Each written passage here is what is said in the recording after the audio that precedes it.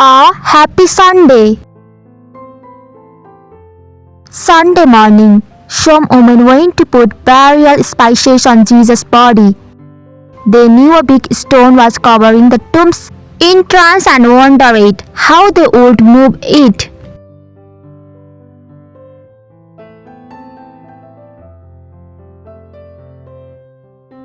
When they arrived, the stone had already been moved. Jesus' body was gone, and there was angels in the tomb.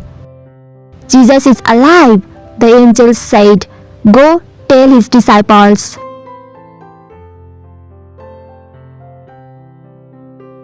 The women told the disciples, and Peter and John ran to Jesus' tomb to see for themselves. All they found were Jesus' burial clothes. They went back home confused.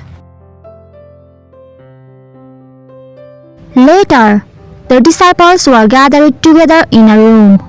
They were talking about what had happened when Jesus appeared to them. They were terrified. They thought he was a ghost.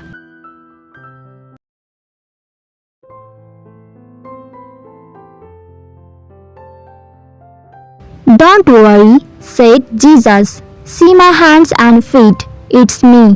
Touch me. Go on. You cannot touch a ghost, and ghosts don't eat either, but I am feeling really hungry.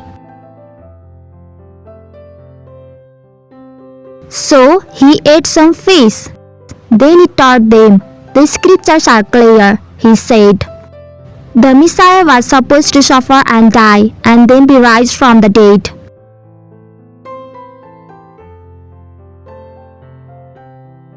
Now, tell the world what you have seen. Let everyone know that their sins can be forgiven if they turn to God. It's possible because of what I have done.